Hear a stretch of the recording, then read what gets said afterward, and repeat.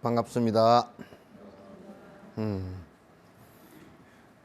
예, 참 이제 계속 그 반첸라마의 그 죽음에 관한 말씀을 이렇게 들여다보면 죽음이라는 얘기를 계속 할 수밖에 없기 때문에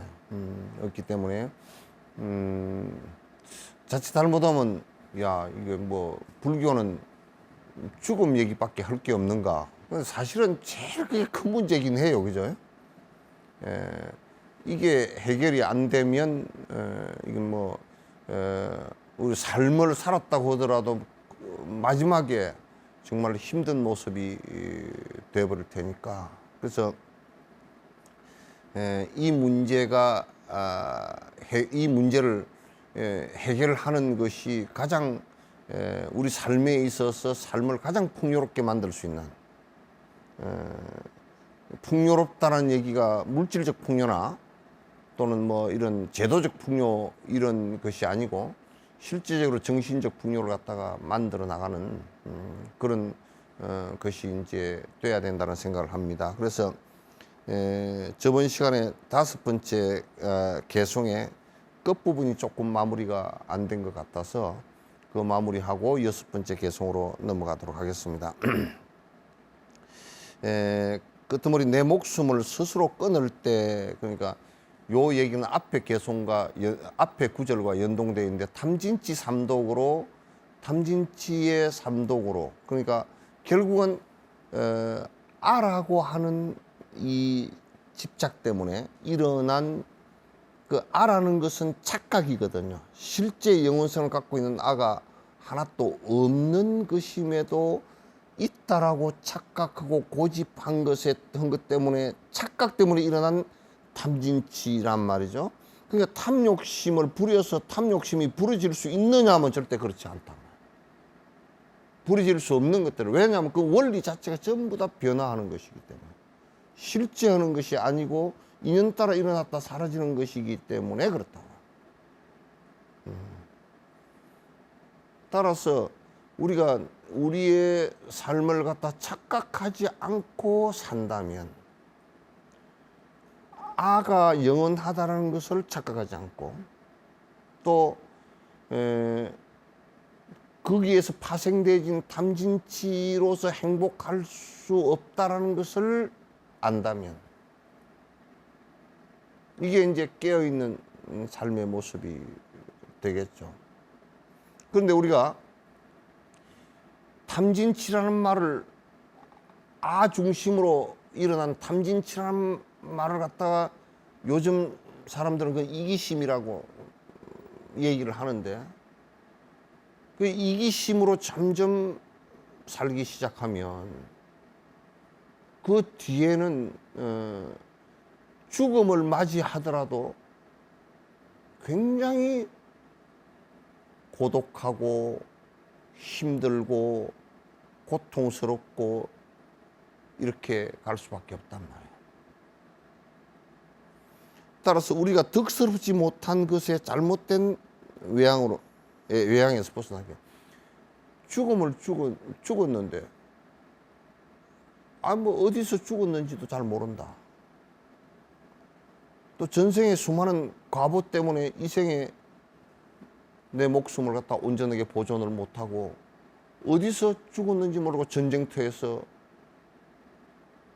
시신조차도 찾을 수 없는 상황이 되어버린다거나, 죽음의 두려움 때문에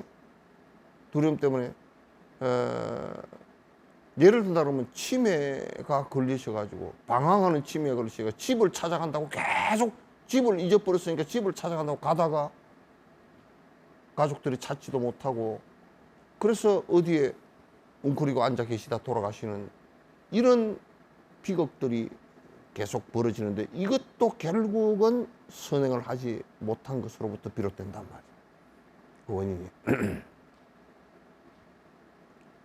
그래서 내 삶이, 적어도 내 삶이 마지막을, 종언을 구할 때 내가 평생 부리고 살았던 이 육신마저도 아주 추한 모습으로 가는 것을 갖다 우리는 좀 염려를 해야 돼요.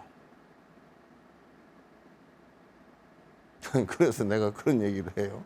장례식 때 가보면 장의사가 돌아가신 분을 뭐 머리도 감기고 또 뭐 화장도 눈썹도 그리고 뭐 이거 뭐 바르고 특히 여자분들은 뭐 립스틱도 바르고 그래서 하더라고. 결코 그게 무슨 뭐 아름답지는 않아. 아름다운 죽음이라는 것은 추하지 않게 가는 것을 얘기해요. 그래서 우리는 그걸 갖다 존엄사 그런 얘기를 하죠. 조금 개념은 의학적 개념은 좀 다르지만도 그걸 갖다 존엄사를 죽는 것을 갖다 내가 존엄 그래도 그 참 진짜 비참하지 않게 남에게 비참하지 않게 가겠다라는 그 생각 그거는 좀 이해는 가지만도 그러면서 존엄사를 갖다가 의사들에게 의존해서 가겠다라고 생각하는 그런 것보다는 먼저 내가 존엄하게 갈 수 있는 정신적 자세가 필요하다 그 말이에요. 그런 정신적 자세를 갖다가 갖지 않고서 어떻게 우리가 죽음의 아름다운 모습으로 갈 수 있겠는가? 불교는 이것을 명확하게 사실상은 말씀을 하셨고 그렇게 될 수 있는 길을 갖다가 수없이 열어놨습니다. 내가 수없이 예를 들었지만 우리 보조국사 같은 경우도 돌아가실 때 보름 전에 이미 아셨고 제자들 다 불러 모으기 위해서 마지막에 제자들 700제자를 앉혀놓고 이렇게 지금 법상에 앉아서 질문 다 받고 대답 다 하고 이제 질문 없느냐 하고 그 자리에서 돌아가셨단 말이에요. 그 모습을 보고 공부를 안 할 사람이 누가 있겠느냐. 그건 사실은 매우 중요한 얘기입니다. 이제 6번째 개송, 의사가 포기하고 종교의식이 효과가 없어질 때. 그러니까 이제 우리가 의사가 이 얘기를 합니다. 곧 돌아가시겠습니다. 그러니까 우리는 이제 이런 착각을 할 때가 많아요. 뭐 병이 걸리면 뭐 우리나라 병원이 워낙 잘 돼 있고 뭐 건강보험도 잘 돼 있고 하니까 가서 치료를 하면 뭐 다 나을 수 있다 그러지만 그래 내가 이 얘기 하건데요. 과거나 현재나 치료를 할 수가 없습니다라고 한 것이 숫자가 똑같습니다. 왜? 의사가 치료를 해서 천년만년 산 사람이 없기 때문에 조금 연장됐을 뿐이에요. 조금 연장됐을 뿐이지 10년 전에는 기술이 작아서 조금 좀 더 살아야 될 사람이 뭐 좀 안 되겠습니다 그렇게 말하는 사람도 있고 그러나 전체적으로 볼 때는 똑같습니다. 어느 날인가는 그대와 내가 어느 날인가는 의사가 이제는 어쩔 수가 없습니다. 의사가 손든 날이 올 거란 말이야. 나도 더 이상 어떻게 할 수 없다라고 손을 드는 날이 나 스스로도 있을 것이고 이런 날은 반드시 온다고요. 전에 어떤 한 분은 암이 걸려서 돌아가시는데 생전 안 아프시던 분이야. 아프지 않으셨어. 병도 별로 없으신 분인데 암으로 돌아가시니까 이제 분노가 찼어. 아유, 세상에 얼마나 저거들을 돈 들여 가지고 의사 시켜놓으니까 요거 따위를 하나 못 고친다고.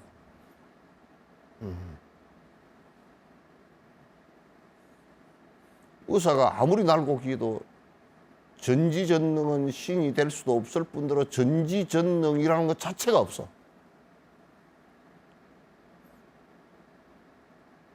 화타가 오더라도 안 되고 누가 오더라도 포기해야 될 시기가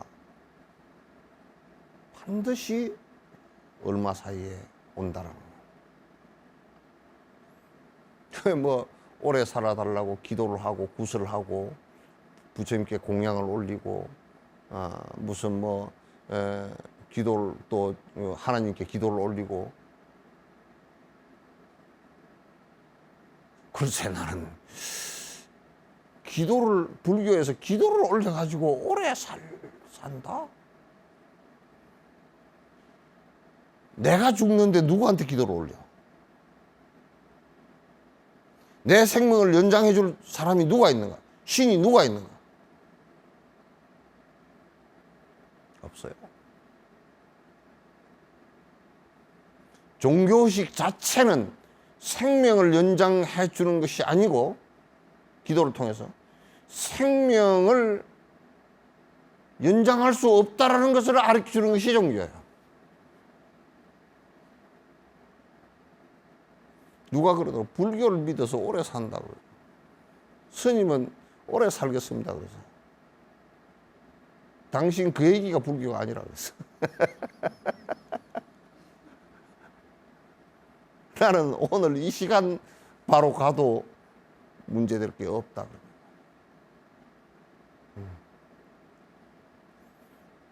종교 시기가 뭐가 그런 것이 전혀 거기에 관계가 없고 이제 의사들도 어떡할 수 없고 그리고 오롯이 남는 것은 내가 간다라는 가는 나밖에 없다. 내가 죽음을 맞이한다는 이 나밖에 없어. 그럴 때 우리가 어떻게 할 것인가? 그 내밖에 없으니까 내가 만약에 자신감이 없고 내가 만약에 그 수행이 깊어져서 사마타가 이루어져서 다음 생을 준비한 것이 없다 그러면 또 거기에 번뇌가 끊어져서 오락가락하는 생각이 없다 그러면 이거는 오락가락하는 생각이 없어지면 그거는 생사로부터 벗어나는 것이 되겠지만은 내가 공부한 것이 없다 그러면 그냥 헤매고 말 거란 말이야.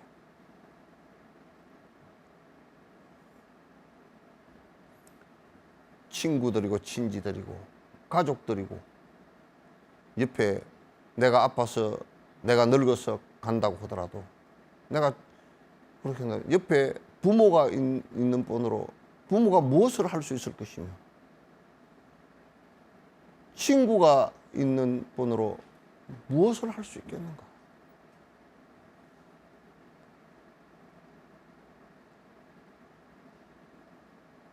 그럴 때 여러분은 어떻게 할 것인가? 어떻게 할 것인가? 내가 가진 모든 것이 쓸모가 없어질 때 이게요 이제 여러분들도 이제 그런 걸 느끼시겠지만은 또 우리 홍보사님 그런 거 느끼시지요? 그건 뭐 이제 가족이라 그 자식이라 그러더라도 행복하게 살았으면 좋겠다 그 뜻이지 뭐 자식이 옆에 있으니까 뭐 어쩌고 저쩌고 그런 것도 그 뭐 또 무슨 뭐 옛날에 뭐 그 저 영감한테 받았던 다이아 반지가 있나 없나 안 해줬을 걸? 해줬어? 또 영감님 그래도 생각을 했네. 그래서 해줬건 어제 그게 무슨 소용이야? 뭐 다이아몬드를 갖다 100캐럿짜리를 해도 줬다 손 치더라도 그게 무슨 의미가? 그런 것이 다 소용이 하나도 없어져. 내가 평생 거주하던 내 앞으로 등기가 되어 있던 이 집도 내가 죽음으로써 거기에 사흘도 안 둬. 요즘에는 거기다 두지도 않아. 그냥 병원 영안실로 가버리지.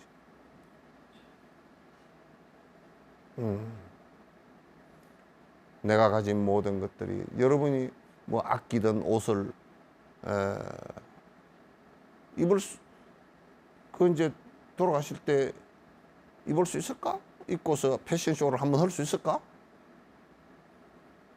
저쪽에 있는 어디에 뭐 투기해 놓은 아파트나 땅이 내가 죽어갈 때 그게 무슨 의미가 있을까? 더럽게 자손들이 싸우기만 하겠지. 이제 우리가 죽음의 단계에 들어가면서요, 늙음의 단계에서 내가 움직이기가 어렵고, 내가 정신이 약해지고, 또 이제 기억력이 떨어지고 이렇게 하면서 내 것이라고 했던 것들이 차츰차츰 마디가 끊어져 나가기 시작하고, 내가 이게 아무 쓸모없는 일이구나. 전에 어떤 분은 그러시더라고요.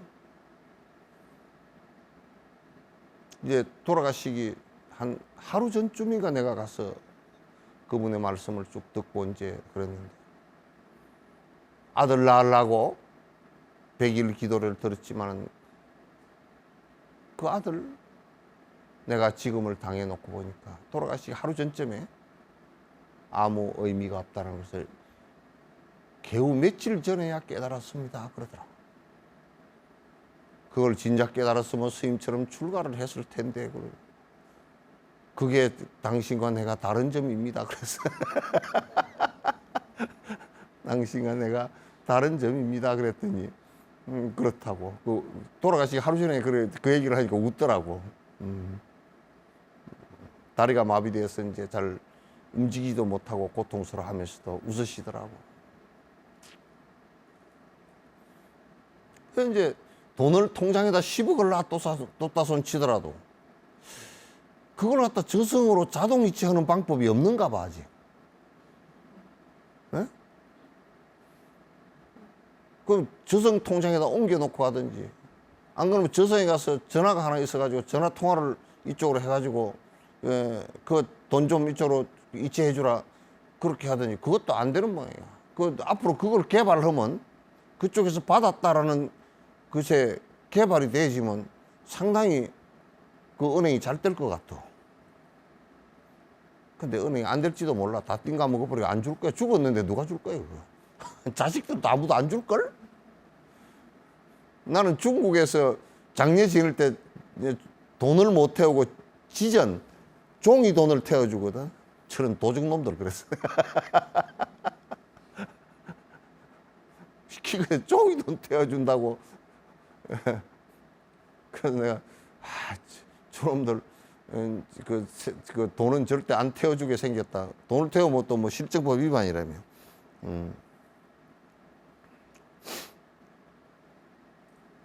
그 술 친구 뭐 좋아서 뭐 밤낮으로 같이 다니던 친구들, 저 어디 해외여행 다니던 친구들, 그러나 죽음 앞에서는 아무런 나이가 들어가면서는 의미 없어진다. 내가 가진 모든 것이 쓸모가 없을 때, 내가 가진 모든 것들이 쓸모가 없을 때, 이럴 때 이제 뭐라 그러냐면, 내가 가진 모든 것이 쓸모가 없고 친지들도 내가 아무 의미가 없어지고 다 그렇게 됐으니까 부처님 법도 그건 나한테 아무 의미가 없다 그래 버리면 그냥 꽝이야.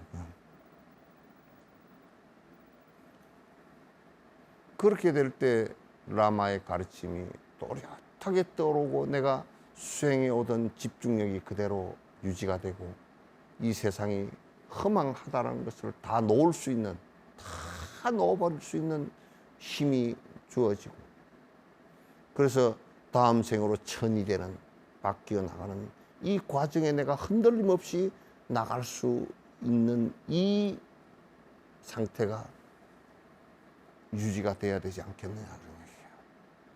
스승의 가르침이 여기서 라마라고 하면 스승이란 뜻인데, 근본 스승인 부처님으로부터 비롯해서 관세음 보살님, 대세지 보살님, 이런 큰 십지보살의 큰 스승들, 그 다음에 아라한가를 이룩한 큰 스승들, 이런 모든 스승들의 가르침이 항상 죽음 직전에도 내가 잊혀지질 않기를. 그래서 이제 우리 요양원에 요즘에는 잘 못 갑니다만 가서 그게 그 공부하라고 내가 쭉 가르친 노보살님들이 계신단 말이에요. 가서 물어. 연불 열심히 하시죠? 예, 뭐요? 연불 지금 관세음보살 열심히 부르십니까? 관세음보살이 뭐다요?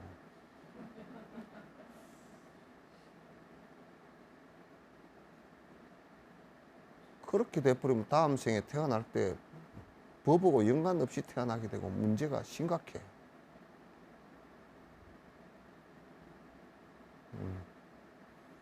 전부 다 법을 따르지 않고 기복적으로 따랐던 일들 때문에 그렇게 돼.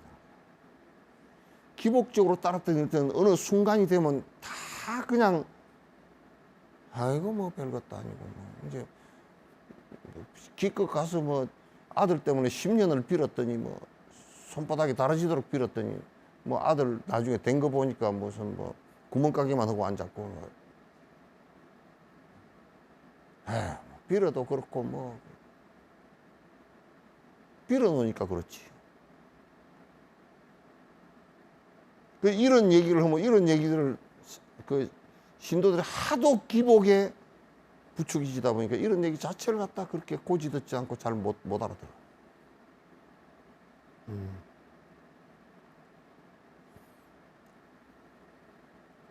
부처님의 가르침이, 스승의 가르침이 죽을 때도 임명종시에 호흡과 심장이 정지될 때도 이 말씀이 뚜렷해야 돼.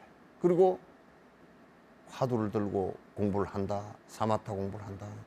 공부하는 그 모습, 사마타의 선정력이 그 순간에도 또렷해야 돼.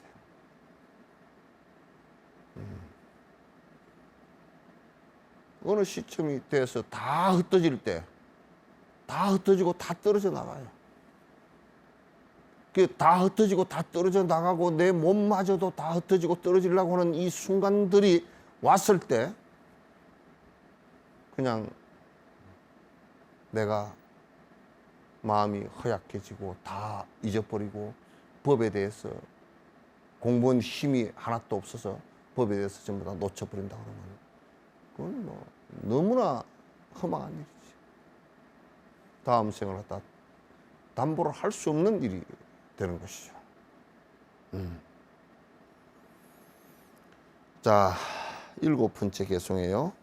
불행과 함께 쌓인 음식과 재산이 죽음 뒤로 남겨질 때. 이제 이때는 뭐냐면 이때는요. 지금 여기서부터는 뭐냐면 요 전에는 이게 죽음 직전의 얘기예요. 이 떨어지기 바로 전 단계 얘기고 지금 7번부터는 이제는 이 호흡과 심정지가 되었을 때의 얘기예요. 생각해 보시오.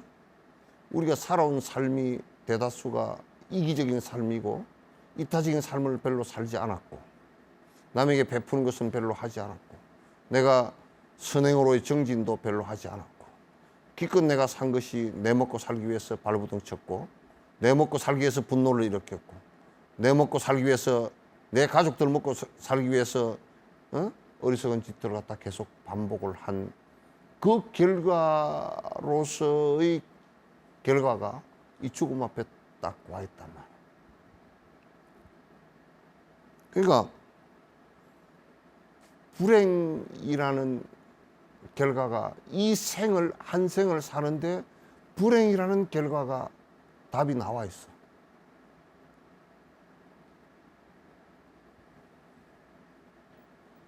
내 시신마저도 누가 치워줄 사람이 없다.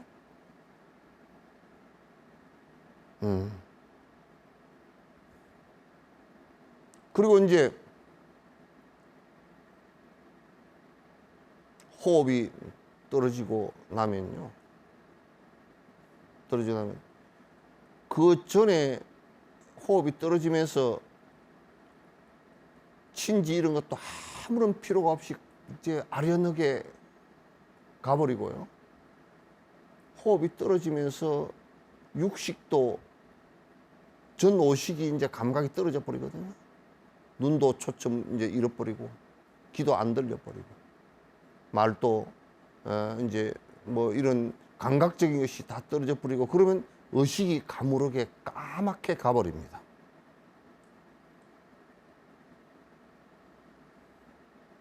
까맣게 가버리고, 그러니까 우리가 이제 보통 마취를 했을 때 그냥 깜깜하잖아요. 수술할 때 마취할 때 깜깜한데, 그거는 이제 육식에 뇌가 이제 마비가 된 거거든요.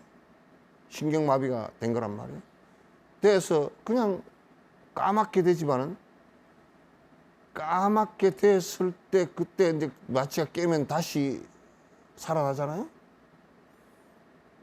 그거는 이제 육식이 정지된 상태이기 때문에 우리가 보고 듣고 했던 전 오식의 감각이 까맣게 작동을 못 하는 거예요.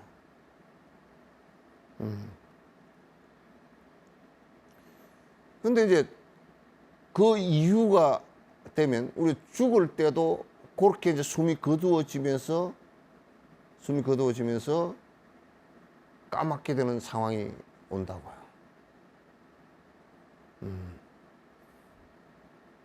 오면서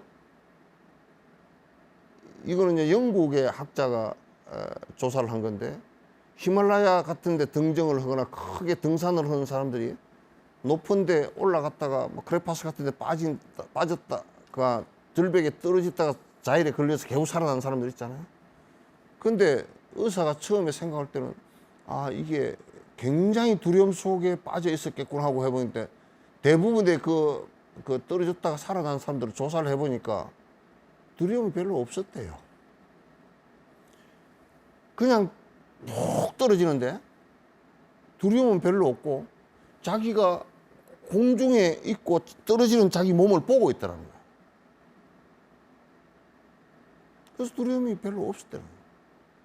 근데 순간적으로 떨어지면서는 그 순간적으로 이탈이 돼버려요. 그런데 이제 돌아가시면 까매지는 순간과 함께 이탈돼지는 현상이 일어납니다. 그럼 이때 이제 죽었다라는 곡소리가 나고, 그 뒤에는 이제 그 가족들의 곡소리가, 울음소리가 이제 비명소리가 들리기 시작하고, 의사가 이제 죽었다라고 얘기하고, 이제 그렇게 되는 과정이 이루어지죠. 그러면서 이제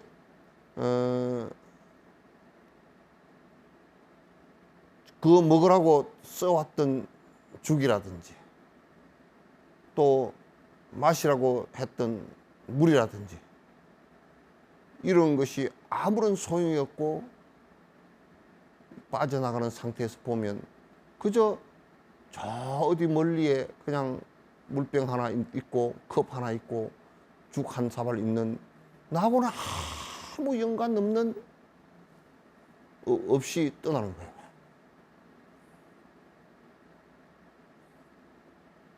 그리고 뭐 내가 갖고 있던 돈, 통장 이런 것들도 그냥 아련하게 그림자처럼 떠나는 거란 말이에요. 이게 내가 아니구나, 내 것도 아니구나, 이렇게 이제 느껴지는 때가 있어요. 그러면서 바깥에서 이제 자기를 바라보고 자기 몸을 실제로 바라보는 상황이 벌어진단 말이에요. 그러면 공중에 떠버리거나 옆구석에 붙어 있거나 있는데, 꿈처럼 되어 있는데, 그러나 이 에너지가 느낄 때는 살아있는 것 같은 느낌을 받는 거예요. 그럼 이제 존재하는 방식이 몸을 가지고 물질적 존재가 아니고 물질적 존재는 오온으로 형성된 것이고 이게 사라지면서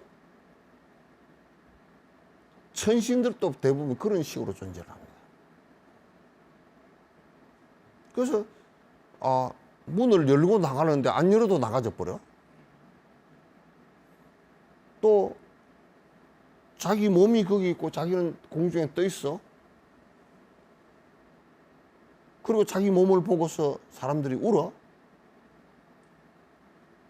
또 바깥을 나갔는데 햇빛이 있는데 그림자가 없어. 내가 아는 사람을 나 여기 있다고 아무개야 뭐 어쩌고 저쩌고 아무도 대답을 안 해.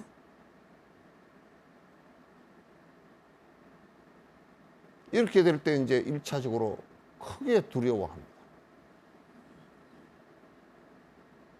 내가 이제 어둠의 세계로 이제는 이와 나 가족들과 재산과 이런 것들 아무 관계없고 물 한 컵 먹으라고 했던 이 물하고도 나하고는 관계없고 이제는 내가 어둠의 바로도 상태로 그냥 들어와 버렸구나. 이제 이런 것을 모르니까 이제 불자들도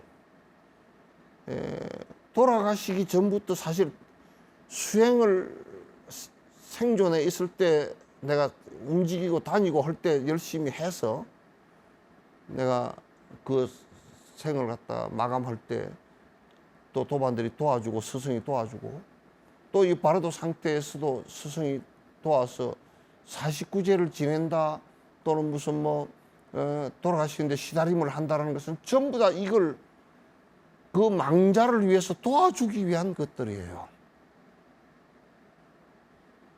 망자를 위해서 도와주기 위한 것들이에요. 근데 지금은 그게 무슨 돈 오고 제비를 얼마를 내면 그래서 나도 석전사에서 제일 내가 불편한 것이에요. 스님 와서 시다림을 해주시면요 49세제를 그어서 지낼게요. 무슨 꼭 조건을 갖다 붙여. 나는 내가 49제 때문에 거기 간 적도 없고 돌아가신 망자를 위한다는 것은 사실은 그 가족들이 요청을 안 하면 갈 수가 없어요. 가족들이 그런데 대다수가 요청도 안 해. 안 오면 그냥 아이고 우리 둘째 동서는 뭐고 셋째 동서는 싫어하고 넷째 동서는 어쩌고 저쩌고. 그거는 돌아가신 망자를 위하는 태도가 전혀 아니고 무지함에서 나오는 알지 못하면서 나오는 돌아가신 분들 위한 아무런 조치도 아니고 그냥 내가 돈만 하고 상속만 받으면 된다라고 정말 중생심의 나쁜 중생심 중에 하나예요. 이런 것은 돈으로 무슨 제사를 갖다가 얼마짜리면 어쩌고 저쩌고 이런 것이 아니에요.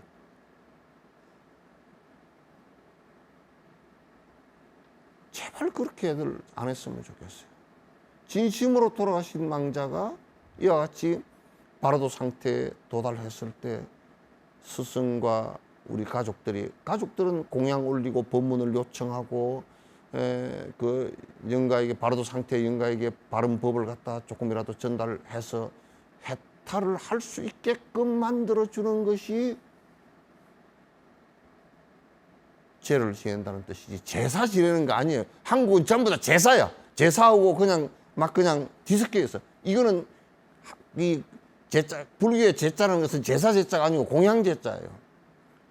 칠지 공양, 일오의 공양, 그거는 법문이 가장 중요해요. 요즘은 법문도 안 해. 해달라고 요청도 안 해. 망자를 위해서 생각도 안 해. 그냥 저거들 트라우마 극복하는 정도로밖에 생각을 안 해. 이거 매우 심각한 문제예요. 말법으로 가는 심각한 문제예요.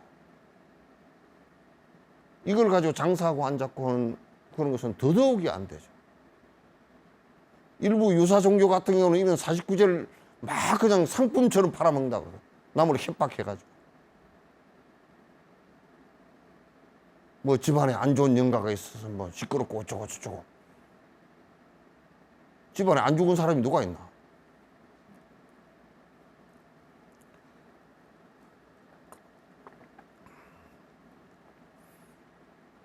우리가 평생 먹고 살기 위해서 곡간을 지어놓고 돈을 쌓아놓고 그 돈을 벌면서 악행을 저질렀던 수많은 불행들을 뒤에 놓고서 그냥 이게 나와 아무런 연관 없다라는 것을 느끼면서 간다고요. 대부분 그럴 때 돌아가실 때 보면 그렇게 될 때 이제 그 전까지는 다 찌그러져 있던 얼굴이 그때 확 펴지면서 간다고.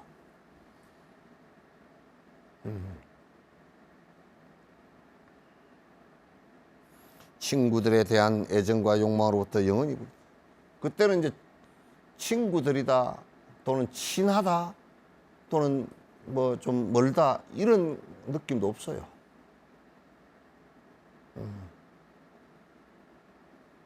이게 전부 다 우리가 애정이 있고 욕망이 있고 그럴 때 저 돈 많은 사람하고 좀 친해봐야 되겠다. 저는 내가 난 욕망적으로 내가 그 태어나게 한 저 자식하고 나하고 욕망이 애정이 연결돼 있고 이런 것이지 이게 육신이 사라지면서 다 끊어지면 그냥 끈 떨어진 연처럼 푹 꺼나라.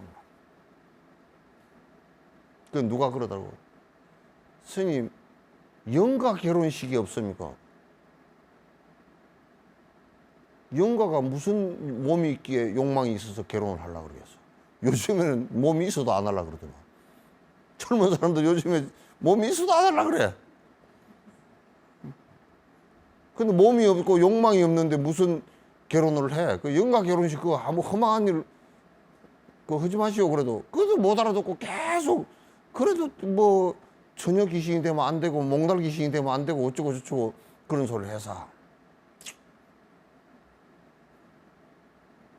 이게 친구들에 대한 생각도 다 끊어져 버립니다. 그래서 6.25의 장례식도요. 옛날 우리 장례식도 가다가 상여를 메고 가다가 묘지까지 가는 중간 정도에 노제라는 걸 지내. 노제는 친구들이 하는 거야. 여기서 이제 자네하고는 그냥 끝이네. 잘 가소. 그렇게 하고 묘지까지는 안 따라가. 친구들이 노제는 원래 지내주는 거야. 그래서 그것도 상당히 재밌는 것 같더라고요. 욕망으로부터 영이 부를 때 그리고 이제 그러면서 거기서부터는 이제 내가 어디로 가는지도 모르고 누구에게 말을 해도 말이 하나도 안 통하고 그거는 이제 중간 단계 다음 생으로 태어난 중간 단계 바르도라 그래서 중음이라 그래. 중음신 그런 중음의 몸이다. 중간 단계의 몸이다 그런 얘기예요. 그럼 바르도 상태가 이제 된단 말이에요. 그럴 때 거기에서 이제 우리가 도와줄 수 있는 것은 십지보살이나 아미타 부처님, 대세지보살님, 지장보살님 이런 분들이 이끌어 주실 수 있게끔 그분들의 명호를 염하면서 공양 올리고 초청해서 명호를 염하면서 이분의 앞에서 좀 이끌어 주십시오 라고 하는 것이 제 공양 올리는 기본이라고. 그렇게. 왜냐면 나 홀로 가는 뭘 어떻게 가지. 동물의 몸으로 떨어졌지, 지옥으로 떨어졌지, 천상으로 떨어졌지, 사람으로 다시 태어났지, 어떤 곳으로 태어났지 아무것도 모르고 어둠 속으로 그냥 나 홀로 깜깜한 밤중에 우리가 어디 불빛 하나 없는 깜깜한 밤중에 나 홀로 좌표 없이 북두칠성도 보이지 않고 좌표 없이 깜깜한 불빛 하나 없고 이정표 하나 없는 거기 한가운데 딱 서 있는 모습이라. 그래서 아미타 부처님 같은 분도 나를 그대들이 임명종시에 죽을 때 진심으로 한마디만 부르도 나는 그대 앞에 가 있을 것이다. 그 얘기가 바로 그 얘기라고. 정말 이건 마지막 순간에 우리가 해야 될 일들이 굉장히 많음에도 불구하고 그런 것을 갖다가 이제 그 의사도 담당자가 아니고 진옥 스님이 그 담당자라고요. 예? 의사도 아니고 가족도 아니고 아무도 아니야. 그 부분의 담당자는 보디사트바들이고 나도 거기에 포함된 사람 중에 한 사람이야. 스님들이 그렇게 해서 순수하지 못하고 스님들이 돈을 원 그걸 갖다 계산하고 그렇게 하면 큰 죄악이 되는 거야.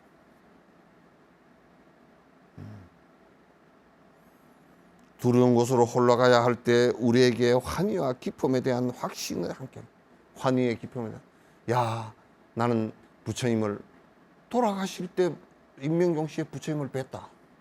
관세음보살님께서 앞에서 나타나셔서 나를 이끌어 주시는구나. 환희롭지. 내가 바로도 상태에서 법문을 듣고서 그 깨침을 이루었다. 그것도 환희롭지. 법의 의지를 하면 법과 큰 스승의 의지를 하면 그래서 삼기가 매우 중요한 거야.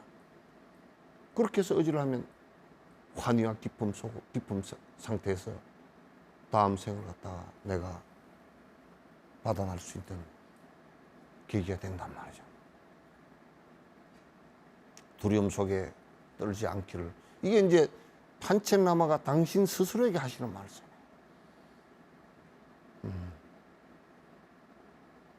법의 환희와 사마타의 환희와 비파사나의 환희 속에서 또 불보살 스승께서 이끌어 주시는 환희 속에서 내가 죽음을 마련할 수 있도록 맞이할 수 있도록 바로도 상태에 다음 생을 태어나서도 또 그렇게 갈 수 있기를.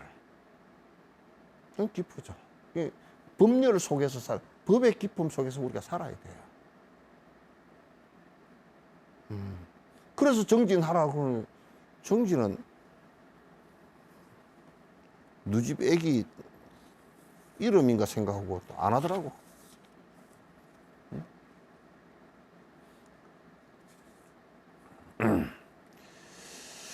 자, 오늘은 이제 여기까지 하고 8개송을 이제 다음 주부터 하도록 하겠습니다. 우리 이 BTN의 불교 텔레비전에 이렇게 붓다해 가입을 해 주셔서 좋은 프로그램을 만들 수 있도록 해 주신 불자 여러분께 진심으로 감사드립니다. 좋은 프로그램은 많은 사람에게 큰 도움이 되고 또 불법으로 나아가는 큰 계기가 되리라고 봅니다. 우리 박재홍 불자님, 송양신 불자님, 안나은 불자님, 정차영 불자님, 조유한 불자님, 신영심 불자님 진심으로 감사드리고 승불 하시기 바랍니다. 감사합니다. 오늘 고생하셨습니다. 고맙습니다.